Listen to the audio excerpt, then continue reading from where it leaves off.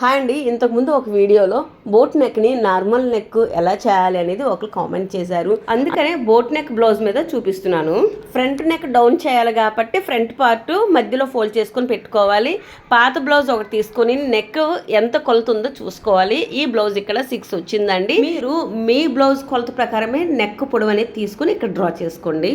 ఇప్పుడు ముందుగానే ఫోల్డ్ చేసి ఉంచాం కదా, బోట్ నెక్ బ్లౌజ్ పైన మెజర్ చేసుకోవాలండి. 6 ఇంచెస్ అయితే డ్రా చేసుకోవాలి. ఇలా డ్రా చేసుకున్నప్పుడు వీడియోలో బాగా అబ్జర్వ్ చేయండి. స్టార్టింగ్ భుజం నుంచి అయితే లైన్ అయితే నేను గీయలేదు, సగం నుంచి గీసాను, మీకు చెప్తాను.